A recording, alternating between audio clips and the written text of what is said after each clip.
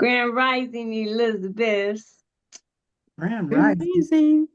So glad to have you, each and every one of you here with us today. It's a beautiful day.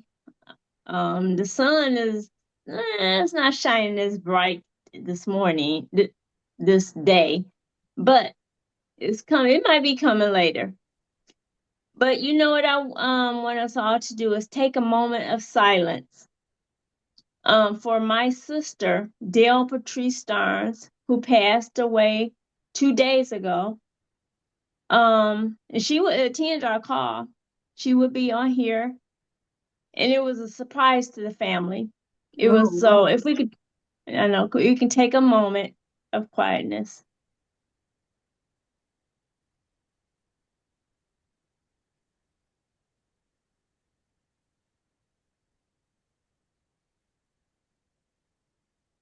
Thank you so much. Thank you, thank you, thank you. You're Mhm. welcome. Because she was loved by us all. You know, everybody that comes to our show is loved, so I'm thankful for that. But in respect for the presentation today, you know, the first thing I thought about when I thought about Nurse Stacy is vortex. If anybody has ever heard that word, for me, when I hear it, I think power, a good power, not anything bad, but good. It can be bad, but in respect to Nurse Stacy is good. And I looked it up, and Abraham Hicks, if you're familiar, in this specific context, being in the vortex means a person is in a state of high alignment, joy, and positive energy, making them highly attractive and effective. You know, and I read that, I said, this is Nurse Stacy, and I'm thankful for her for having those qualities. But today she's actually going to talk about understanding how carbs influence your hormones, energy, and metabolism. And if you know anything about carbs, you know they're pretty significant. And it's something to, well, she's going to talk more about it. I mean, not go into it. But anyway, Nurse Stacy, take it over, honey. Thank you so much for that introduction. And yeah, you could have went into it a little bit. Let me start. So we, Yeah. yeah. So thank you everybody for joining today. And I'd like to say grand rising to everyone. And I'm so glad to be here today.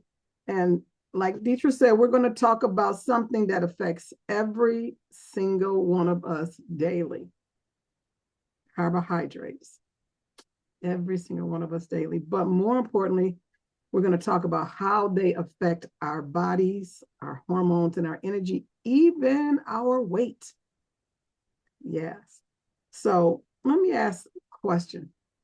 And I expect an answer when I ask the question. Okay. How many have you have heard that carbs are bad? I'll wait. Bad is a little strong for me, but I've heard they're not the best for the body. Yeah. Yeah, me too. Okay. You have to be careful about how many you have and stuff, Mm, Right. absolutely. especially if you're eating spaghetti every day. Part. So yeah, I want to start off by, clearing up something, right now. Carbs are not the enemy. Misunderstanding carbs is the problem. So my goal today is to help you understand your body, the biology of your body, the chemical reactions in your bodies. Understand your body so you can work with it and not against it. So I'm going to go ahead and pull up my share. Um, can you guys see that? Yes. Cool. Let me just remove this floating panel. Wait, there we go. So welcome, welcome, welcome again. And give me a second here because sometimes my computer lags behind when I try to move forward. and it don't let me move forward so easily. So it needs to talk to itself, like our cells need to talk to each other when we eating that pasta and that rice, Yeah, right. candies and them sugars. Okay, come on. There we go. So carbohydrates, this is your body's main source of energy.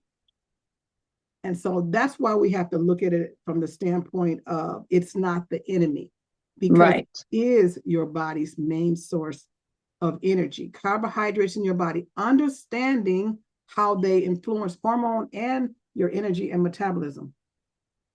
So the type of carbs, okay. When you eat carbs, your body breaks them down into something called glucose.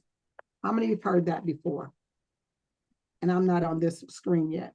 It breaks it down into glucose, which is simply sugar in your blood. It breaks it down to sugar in your blood. Now, that's not a bad thing.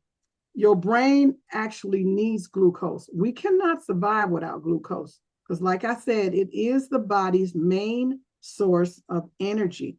Your brain actually needs it to function. But here's where it matters. Not all carbs act the same way in your body. So here we have on the screen the type of carbs. We have simple carbs, which are the fast ones, and you can see the list there. We have complex carbs, which are the slow ones, and the fiber, the non-ingestible carbs. And this one is the good one. It feeds your gut and it balances the blood sugar. So there are three, like I said, three main causes. So the carbs aren't the problem. The type of carbs is what matters. So every time you eat carbohydrates, you're not just feeding your body, you're influencing how your cells communicate with each other. And the sugars are used to build what we talked about last time that I talked about when we talked about glycoproteins. The sugars are used to build glycoproteins, which are the proteins with sugar chains attached to it. And they help with hormone signaling like insulin, and they help with binding and the immune system or the immune response, and also the cell-to-cell communication. And that's very important. So let's go on to the next screen. Insulin. So we know that insulin is the main hormone that we want to concentrate on because it has a job that it does. It moves the sugar from the blood into the cells. And if you have too many carbs, it's going to spike your blood sugar, it's going to spike your insulin, and it will lead to fat storage. So that's what insulin basically is. It is a fat storing hormone. And some people who are actually on insulin for diabetes, it kind of allows your body to store more fat. Because I know I've seen some people that take insulin, someone I know in particular, the stomach gets bigger and bigger. And sometimes it don't get bigger, but on the inside, it can be hidden in the form of visceral fat. So the hormones right here is very important. And the insulin's job, like I said, is to take the sugar out of the bloodstream and move it into the cells so your body can use it as energy. Now, this is the main job. And if insulin is not there and readily available because you've overworked the pancreas, then it's not able to do its job with taking the sugar out of the bloodstream and moving it into your cells so your body can use it properly for the energy that it needs to use it for. But here's the key. When you eat a lot of simple carbs, your blood sugar spikes quickly. And if you wear a continuous glucose monitor, it will definitely show you how fast it spikes. It goes up, and then when I say spike, a spike is more like a pointed. It looks like pointed on the glucometer. And sometimes that point doesn't come down as fast as it needs to come down.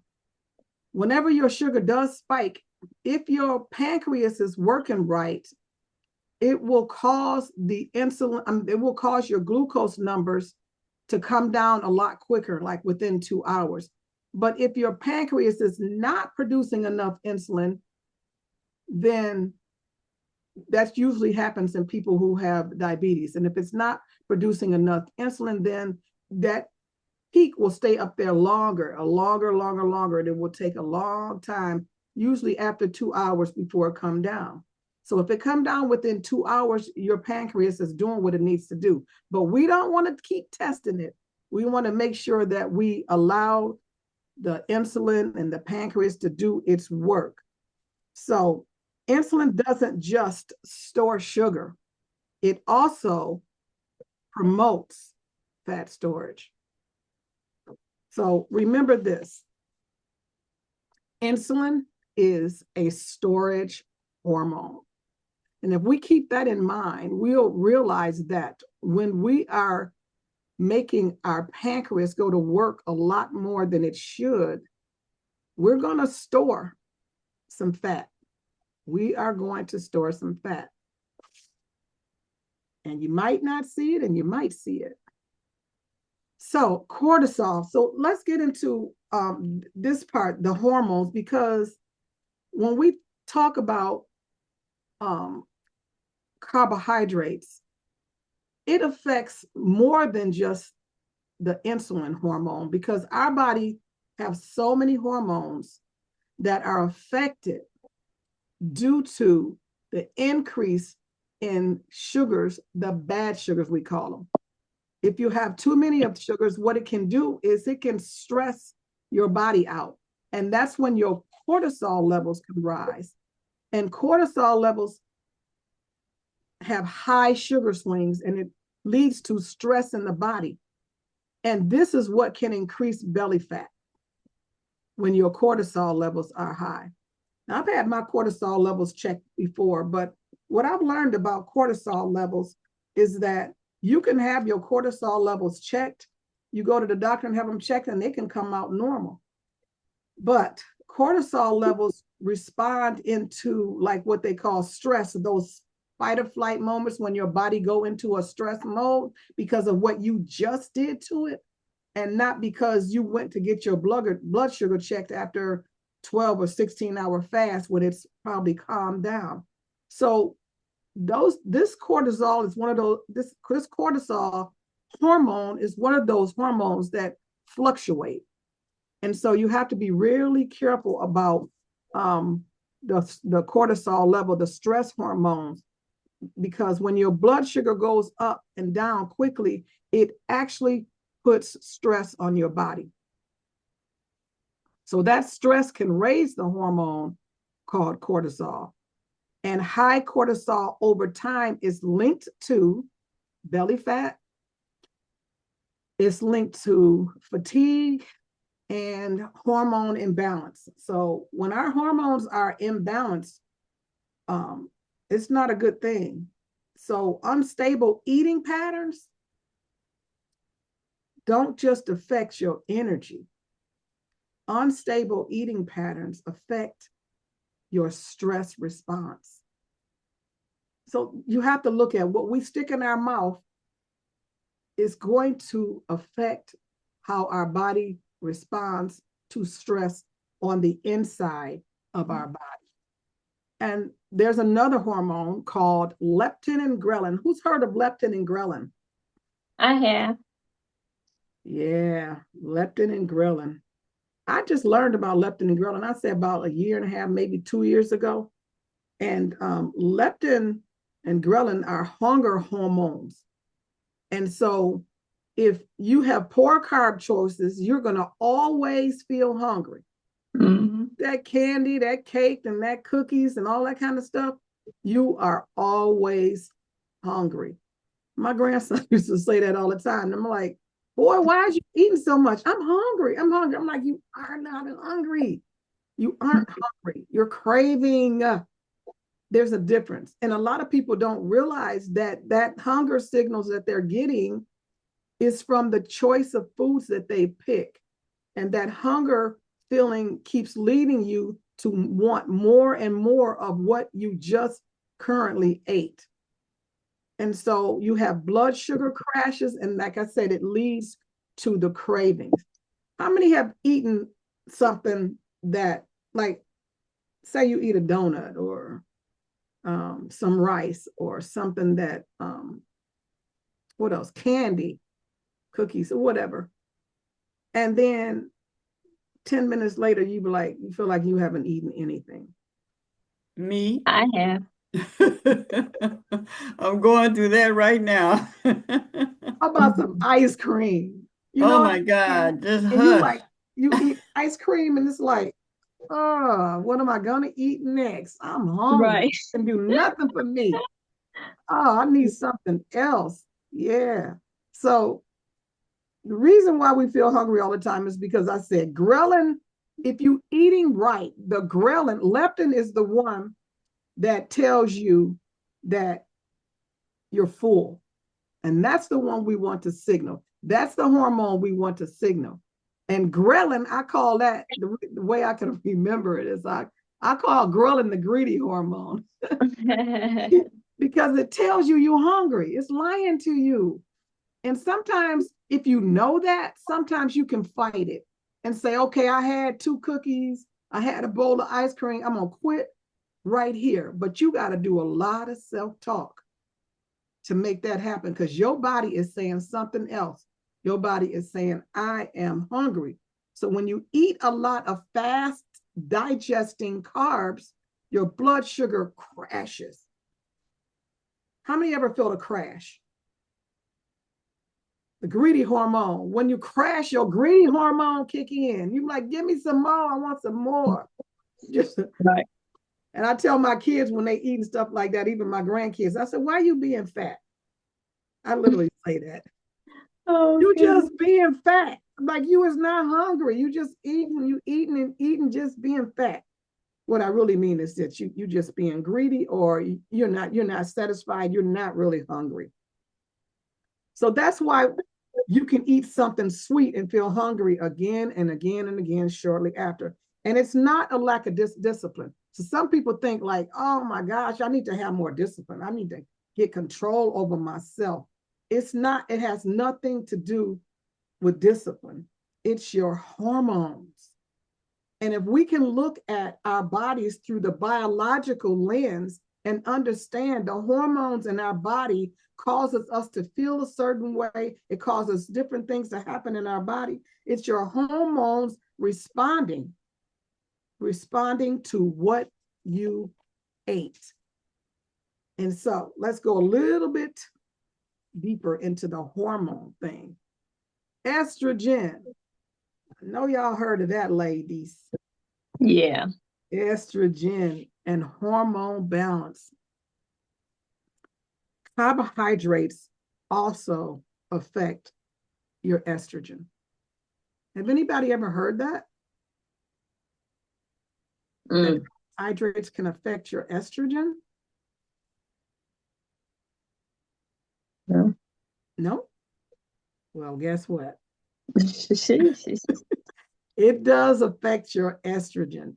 When the blood sugar is constantly spiking and crashing, they can disrupt hormone balance. So your estrogen levels don't be balanced. And some people think that the only reason why their estrogen levels are off is because they're in menopause or they're in premenopause or something like that. It's not just a menopause or premenopause where your estrogen becomes unbalanced. It becomes worse when you eat certain sugars that cause the imbalance. It causes you to have mood swings. Y'all know us women, they say when you're getting ready to have your cycle, your hormones get unbalanced. You know, when they say you must be on your cycle. You acting all crazy because your hormones are all unbalanced and stuff like that.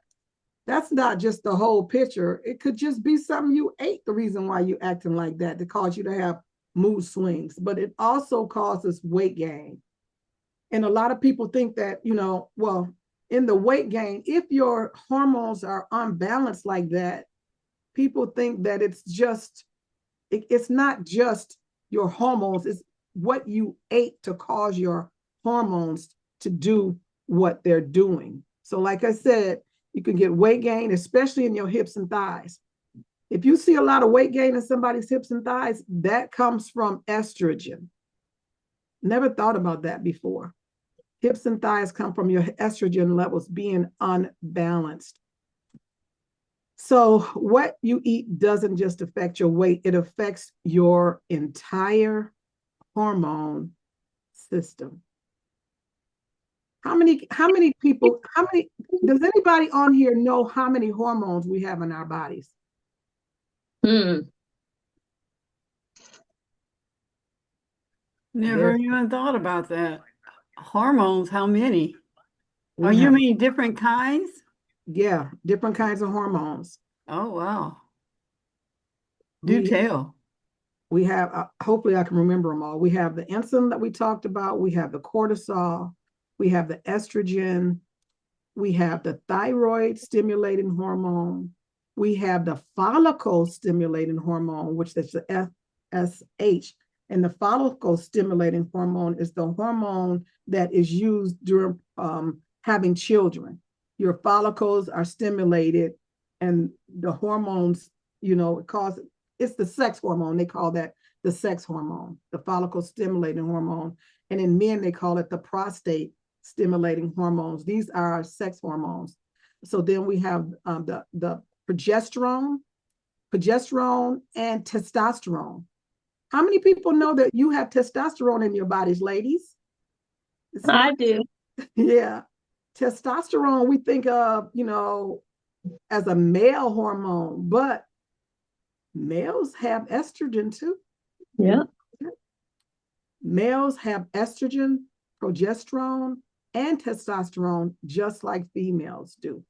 Because those chromosomes, we all have the same ones. It's just that in males, testosterone is more predominant, and in females, estrogen and progesterone is more dominant. And so, what other hormones do we have? I said the thyroid hormone. I can't think of any other ones. Can you think of any other ones, Deetra? Insulin. Yeah, that's the main one. That is the main insulin is the main one. I'm going to ask real quick, how many hormones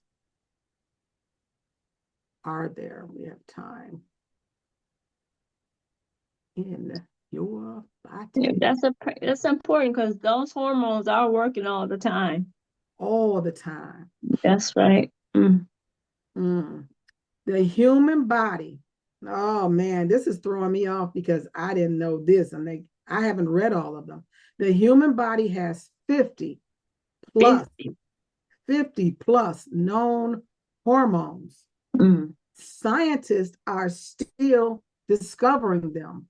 Hormones are made by different glands and tissues. New hormone like messengers are still being identified. Some act locally, almost like hormones, adding to the complexity. So the main hormones are so the hypothalamus and the pituitary. That's another one I didn't mention, that one. And then the thyroid, and Deetra, you mentioned this one time, the adrenals. Yes. And then there's hormones in the adrenal glands, and there's hormones in the pancreas, the insulin in the pancreas, and then hormones in the ovaries or the testes. What I just talked about is the estrogen, progesterone, and the testosterone. But the key hormones people usually focus on is the ones that deal with metabolism and blood sugar, and that is insulin and glucagon. Yeah. And then as we talked about a little earlier, the stress hormones, which is cortisol and adrenaline. I think that adrenaline focuses more on that fight or flight. Remember, we talked about that. Yeah, we talked flight? about that. Yes. Or the rest and digest. And that's in the stress system of the body. So in the metabolism and blood sugar, we're talking about insulin and glucagon. In the stress center, we're talking about cortisol and adrenaline. But in the reproductive, as we said, estrogen, progesterone, and testosterone. And then the hunger and weight one is the one that tells us whether we're satisfied or whether we're hungry. And like we said, that's the leptin and the ghrelin, the greedy hormone. And then the one other one, I know we all know this one, we just probably haven't thought about it. What is the hormone that affects how we sleep? I know y'all know it. I'll wait. I want somebody to say it. What is the sleep hormone? I don't know, teacher. I'm gonna wait. Put a, I had to go to chat. like my pastor used to say, use the old noodle.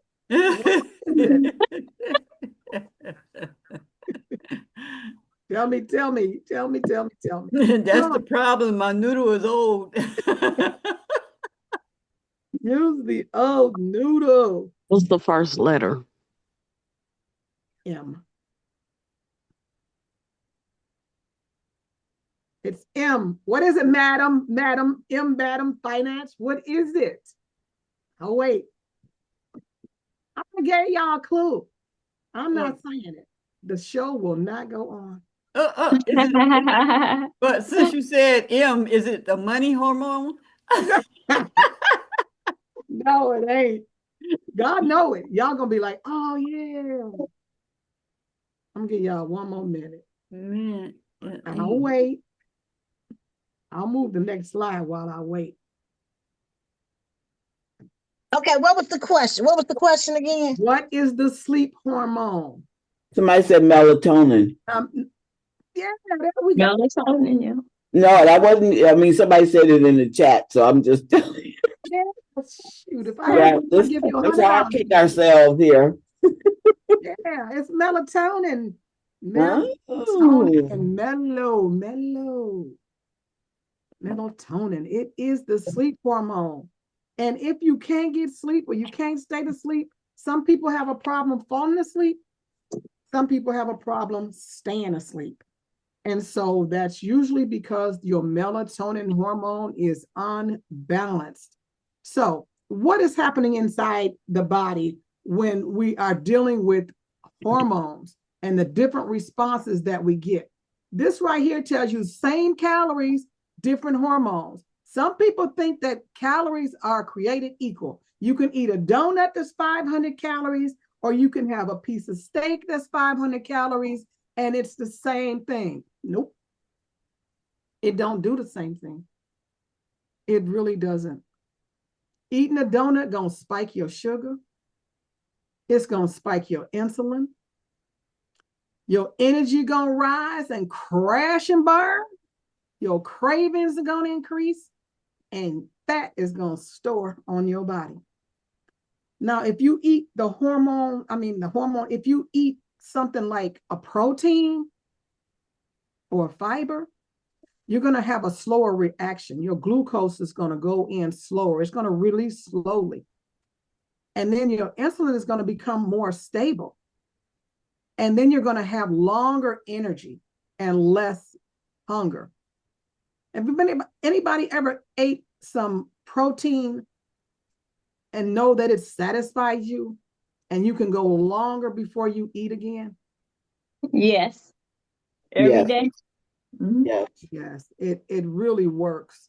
So you want to make sure that when you eat something and you don't want your blood sugar to spike, the best thing to eat first is the protein, because protein is going to blunt that glucose reaction. It's going to allow the glucose to be released slowly into the bloodstream instead of faster into the bloodstream.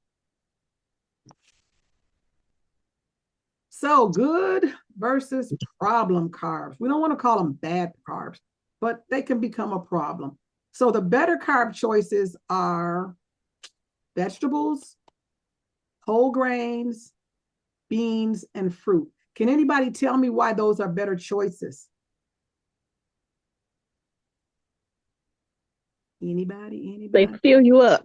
They've got fiber. Yes. They Complex help you carb. feel satiated. Yeah. Yeah.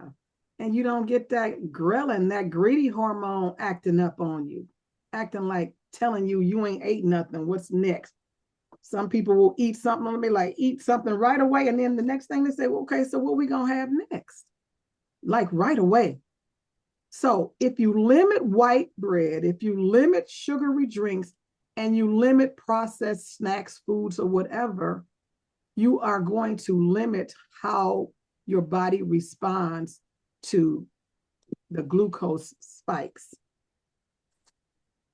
So, how to eat carbs the right way? How do we eat carbs the right way? Like I said, carb balanced plate. It is so much easier to balance your plate out so that your sugar absorption acts right or is absorbed slowly. And when you do that, that protects your hormones. Now, we mentioned all of these hormones. We want to protect those hormones if we balance our plate out. You can't have your plate balanced in the wrong way. Now, you see what's last on the list here? Potato, sweet potato. That's a Carb. carrot. It's a carrot. I think it's a Oh, carrot. is it? Oh my goodness, it looked like a sweet potato. It could be a sweet potato. Same, yeah, same thing, same, it's the carb. Same family. Yeah, same family. Okay. You're right. It might be a sweet potato. Like a caramel corn. Huh? You said caramel I'm corn. being funny. It look like a caramel corn. I know it does, doesn't it? That's funny. That is. I love me some caramel corn too. Yeah, so it's not about perfection. It's about balance and awareness.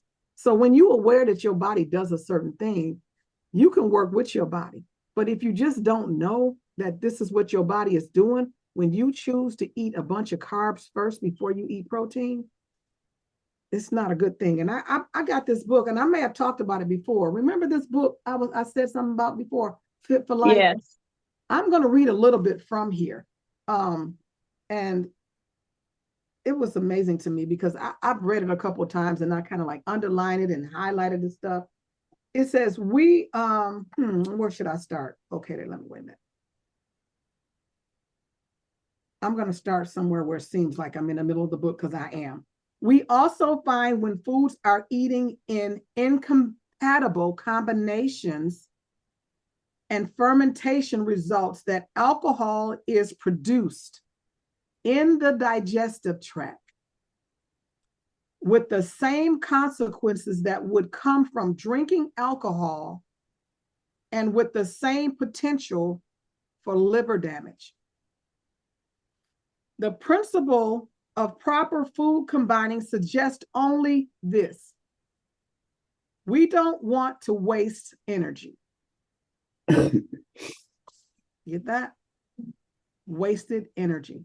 We don't want food to sit around rotting in our stomach. Just think about that for a minute. We don't want food to sit around rotting in our stomach for 8 hours and fouling up the intestines for 20 hours or more. That's something to think about. How long is this food sitting in your stomach rotting away? What we really want is food going into the stomach and being there approximately 3 hours with no putrefaction. Y'all heard that word, putrefaction? P-U-T-R-E faction, F-A-C-T-I-O-N. Anybody ever heard that word? Yes. Yes. It's when proteins break. You want to say what it is? Oh no. Putrefaction. Yeah. Putrefaction. That's F-A-C-T-I-O-N. It's when proteins break down and decay or rot. Right. Make it simple. It rots instead of digest. Now imagine you got something in your stomach that's rotting away and it's not digesting, it's just sitting there instead of digesting. So what we really want is the food to go into the stomach and be there approximately 3 hours with no putrefaction, no fermentation, no gas, no flatulence, no heartburn, and no acid indigestion requiring medication. Now imagine, there's been so many times, and I've been trying this, and it actually works. When you eat a certain way, when I eat a certain way, I don't get gas. I don't get indigestion. I don't get bloated. You know, I just don't. And I notice when I eat something that I'm not supposed to eat, your stomach will pudge out. You will feel uncomfortable. You want to lay back and you want to go to sleep because your stomach is not digesting the food, it's holding on to it. And so we want food to pass quickly and efficiently through the intestines, because in the intestines is where that diffusion goes on. It's where the food gets into the bloodstream. And if it doesn't get into the bloodstream, the nutrients don't get into the bloodstream, it sits there in your intestine rotting away. The way to ensure that is to have, one concentrated food at a time, not two. One concentrated food. So eating two concentrated foods simultaneously will cause the food to rot. And rotten food cannot be assimilated. It just won't work in your body. It just sit there and just rot. And have you heard of people saying, I only have a bowel movement once or twice a week, or I don't get a bowel movement every day? The reason why, because you got food sitting there rotting in your body and not going anywhere. How's that for messing up your health? The food is rotting. Improper food combining drastically thwarts the assimilation and the elimination cycles. We should be having a bowel movement once or twice or sometimes 3 times a day. You know that happens with babies, right? When Yes. babies are born and they eat, how many times they have bowel movements? Every time they eat. Every time they eat. It's like clockwork. I used to say that about my grandson. I'm like, dang, he done boo-booed again. You can say that word. He done went again, boy. I'm like, girl, how many diapers are you going through here? Literally, babies go through diapers because their bodies are operating efficiently the way God designed them to work. So there's a simple way to avoid this entire problem. If you want to have a steak or a piece of fish or chicken or so, have it. So be it. Just be aware that if you're going to have any flesh food, that is your one concentrated food for that meal. That means with it, you should not have any other concentrated foods. No potatoes. Now, how many people want to have a steak without potatoes? Come on. Right. Don't even think you going to the Texas Roadhouse without a side of potatoes. No potatoes with that steak, ladies. Don't mix it with the meat. No potatoes, no rice, no noodles, no cheese or bread. Now, you know that's the first thing they give you when you go in the restaurant. It sounds like a boring meal. It is, but your body don't say that. Mm-hmm. Only your mind. Now, you go into a restaurant, they're going to put bread on the table first, right? Mm-hmm. Yeah. Sabotaging. Yeah. Sabotaging. No potatoes, rice, noodles, cheese, or bread. But with it, you can have fiber, high water content food. High water content food. Who can name some high water content foods? Watermelon. Salad. And would a salad be? Mm-hmm. Yeah. Cucumbers. Huh? Cucumbers. Yes. I love cucumbers. Yeah. Sweet potato. Sweet potato, not so high, but yeah, it got water in it because it has water in it. It's better than that cookie or that rice or potato. Watermelon? Oh yeah. My Yeah. favorite. Watermelon and steak. Oh. Well, it's not a good No. combination. Yeah. How about this combo? How about this combo? Steak and broccoli, or Ooh. steak and asparagus. Yes. Yeah, More, that sounds more asparagus and more broccoli than steak. Yeah. Steak and zucchini. How about that? I love zucchini. My family does it. Yeah. So if you add vegetables with more water content, that's going to pair with your protein a lot better. And then the healthy fat, if you add that to it, like some avocado or olive oil or avocado oil, you add that too, that helps blunt the effect of how the food goes through your system. But the potato with that is just not going to do the same thing. So, in other words, along with the steak, you should have some vegetables like broccoli or zucchini. It can be any vegetable that you like: cabbage, greens, spinach. I don't know a vegetable that I don't like. Bok choy. I don't know which one I don't like. Understand that vegetables do not need their own specific digestive juices. They will break down in either medium acid or in alkaline. Let's say you have lightly steamed some broccoli and zucchini, or stir fry them or saute them, however you like your vegetables prepared. Keep in mind that the more you cook them, the more life and water content you cook out of them. So you leave that nutrition content in there. And you don't want to cook all the water out of it. Like you boiling some broccoli, the broccoli gonna swell up and the water gonna be on the inside of the broccoli, right? You don't want to like take it out of there. You prepare vegetables along with your steak and vegetables. You can have a tossed salad. Now you're not going to go hungry eating like that. Are you?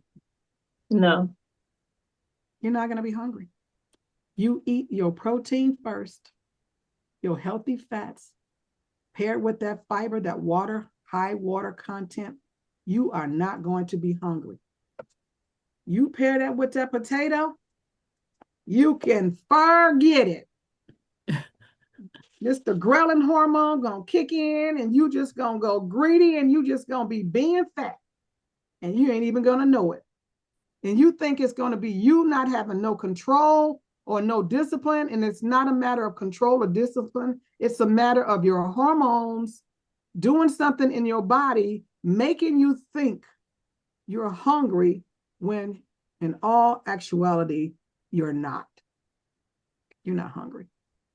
So let's stimulate that leptin hormone where we can say, oh, I'm full, I'm satisfied, and I don't have to eat anymore. And you can go 4 to 5 hours without eating again because the satiation is there. That's why I think Deetra can go ahead and just do 1 meal a day. Yeah, that's it. I want to That's get there, it. but way back in the day, what they call it, what is that back day? Hunters and gatherers back in the Yeah, day, they had to. they Yeah. only 1 meal a day, Yeah. and mostly protein and good carbs. And they could go a whole nother day without eating Yeah. because they had nothing back in that day. They didn't have all this processed food back then where the ghrelin hormone was activated, and they just imagine if they had a donut laying around in the woods and they picked it up and ate it. I know, right? They'll be gathering and hunting all day. Like, I need some more, I need some more, I need some more. But they were satisfied with that 1 meal a day. They didn't have to worry about that. So look what this chart here I have for you guys. Just take a look at this. Let's just go through this a little bit. What happens in your body when you eat highly processed foods? You have quick energy, hidden damage. Now we just basically recapping, and long-term consequences. Let's start over here. We're going to choose your food wisely. On the right side, on the left side, we have rapid sugar spike, sugar crashers. You see how that little graph goes up and down? The blood Yeah. sugar rises fast. The pancreas releases insulin, which leads to a crash, causing you to be tired, causing you to be craving stuff. And look at that mean face, cause you to be irritable. And over time, this can lead to insulin resistance and type 2 diabetes. We don't want that. And in the middle, we have the highly processed foods. It's designed. You have to know this, and your body will tell it. It's designed to be hyper palatable. It touches the palatable glands in your mouth, stimulating your dopamine. The dopamine in your brain is the pleasure center in your brain. And when it stimulates the pleasure center in your brain, your body says, that was good. I want some more. So that quick and digest, and it keeps you coming back for more. Now, here is the most important thing, I think. Let's go to number 2 first, and then we'll go to number 3. I was going to skip to 3, but inflammation increases when that happens, okay? Processed food often contain refined oils, added sugars, and chemical additives. It triggers chronic low-grade inflammation. It causes the immune system to stay slightly on. It causes the cells to become stressed and damaged, which is linked to heart disease, arthritis, and cancer. This is what this highly processed food do. It's sitting right here in the middle with your body, okay? And the third one, hormone disruption. It interferes with the key metabolic hormones. Now, remember, these are metabolic hormones, and these are hormones that we'll call metabolic syndrome, high blood pressure, fatty liver, all of these different things. Insulin is less effective, meaning it ain't going to work right. The leptin, which is the hormone that causes you to feel full, your brain is going to stop recognizing that you're full. And the ghrelin hormone, like we talked about over and over, is going to stay elevated. It's going to stay there. The results come with the overeating, weight gain, and slower metabolism. A lot of people think their metabolism is slow just because they got age or they're older now. No, you can get your metabolism going again when you do the right things for it. So you can boost your metabolism if you want to. So another thing that happens with this is the brain and craving loop. It's engineered to be hyper palatable, these foods. Stimulates the dopamine, like I just said, the pleasure chemical. It activates reward pathways similar to addictive substances. Isn't that what happens to people when they're addicted to drugs? Mm-hmm. Someone who has addicted to crack, soon as they take one hit, right after they have it, they need another hit and another hit and another hit. They're so addicted they can't stop doing the crack because of the addictive pathway that is going on here. It's the same thing that happens in our brain when our ghrelin hormone is the signals are stronger. It leads to stronger cravings, loss of control around food, and habitual overeating. I used to watch this show called My 600-Pound Life. You guys ever seen that show? Yes. When these people get so big that they could not stop eating, they lost control around food, and they just kept eating and eating and eating out of habit because the brain, that loop that it was going through, they constantly crave. They can sit there and eat 2 or 3 pieces, a big thing of brownies, and sit down a big old thing of Coke laced with sugar. And what that does to it, in number 5, the gut microbiome is damaged. The processed foods feeds harmful bacteria. We have good bacteria in our stomach, and we have bad bacteria in our stomach. When you give it the processed food, it feeds the harmful bacteria. It starves beneficial bacteria. Lack of fiber does that. This imbalance can lead to poor digestion, weakened immune system, and increased inflammation. And that's why a lot of people were dying during COVID because of this alone.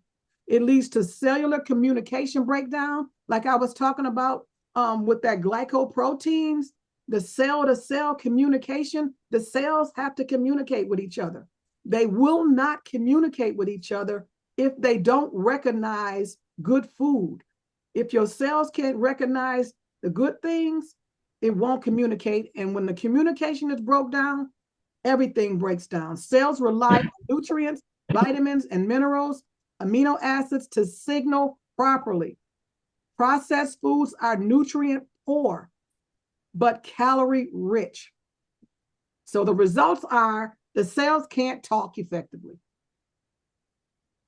It's like somebody that if your cell says, okay, I'm ready for some good stuff to come in, and then here comes some bad stuff, and they're like, I don't know who you are. Are you a friend or are you a foe? Are you the enemy? And sometimes it don't recognize it. It'll go in there, and when it goes in, it's going to store. It's going to be an enemy.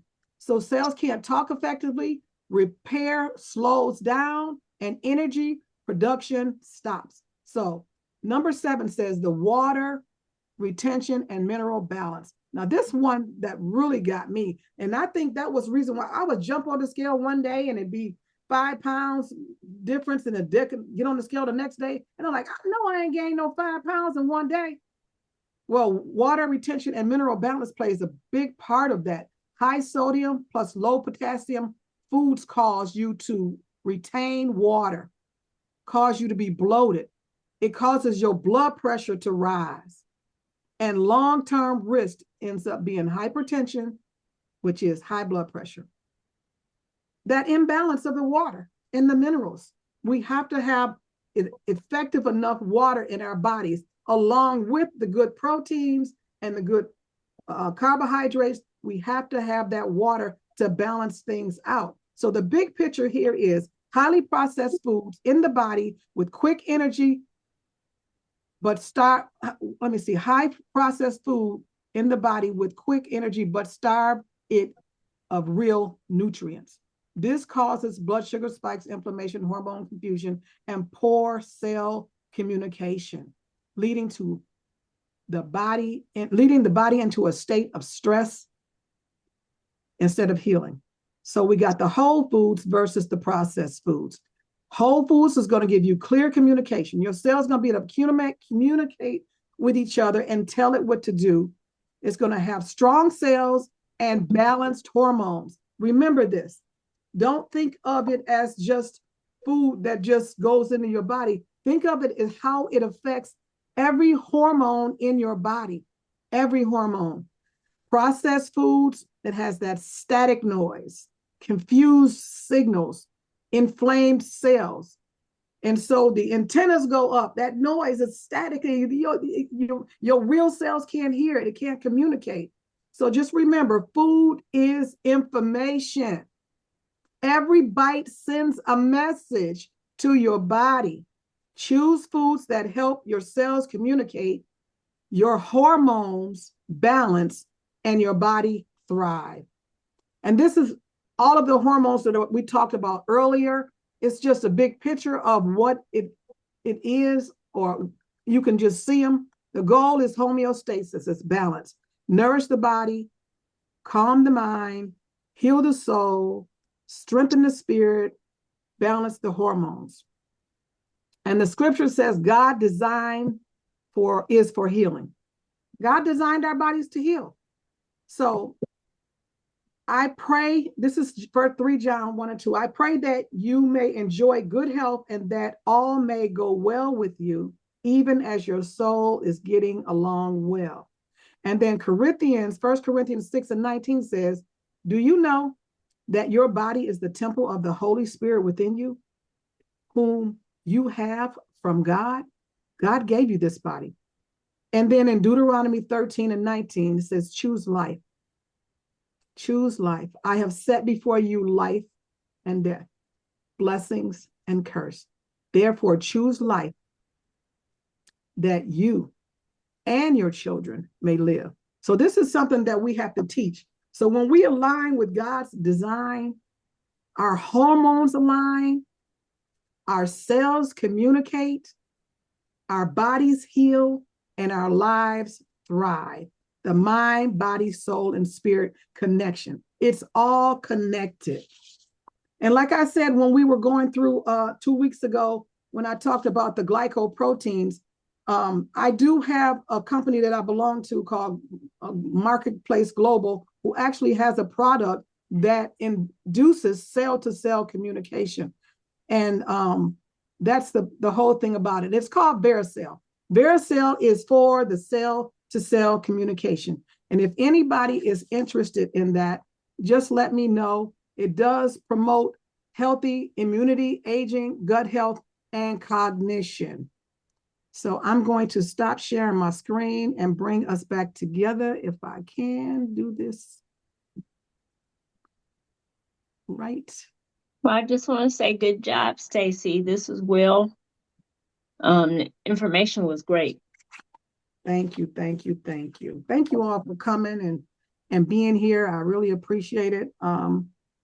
Carbohydrates is one of those things that we got to grab a hold to. We have to recognize that our bodies are always communicating in one way or another. And we have to give them the good signals. We have to put up those and good food antennas so that our good cells can read what it is that it needs to read to promote healing in our bodies, because our bodies were designed to heal themselves. So with that said, Let's give ourselves a hug. yeah, We can still love this body, even though we've been, it's going through some stuff. yeah. But we love it. We love it. Okay, let's love the world, actually. Woohoo! I love you, ladies. Yeah, sprinkle Good down love. some of our goodness. You finally made it, Lita. She was struggling to get on. You're muted. Welcome, welcome. Unmute, unmute. Unmute, honey. We Unmute. can't hear you. Don't let that mute button win. She said, okay, wait a minute. We got a second or two more. Hit that mute button. Don't let it win. Can you Did unmute anyone her? else get some? Okay. Go ahead, Stacy. Can you unmute her? I can't. Oh. I can shut her up, but I can't lose her. I don't want to hear what she got to say. It seems like she got so much to say. Does anyone else have anything to say? Did you get some from this talk? Yeah, absolutely. Absolutely. Good, good. I know everybody at I work. can't have potatoes and meat. You can have it, but not together. Not when you're right. Not together. Not together. You got to have one main concentrated food at a time. Yeah. Yeah. All right. We'll see you all in the AM. Peace. And check out, I did post the. Finally. Oh, there you go. There you Oh go. my God, this has been a journey. Just Just this unmuting. was so good. I have to see this again. Ooh, and the little bit I got, oh my God, you did a job. This is wonderful. And I'm trying to figure out, why am I so little? I'm getting smaller and smaller, and there's something I'm doing. I don't know what it is, besides maybe not eating enough. But I will have to watch this from the beginning. Thank you so much. This was great. You're welcome. My pleasure. My pleasure always. Always. Okay, thanks for sharing. All right, Yes. peace out. All right, y'all. Thank you.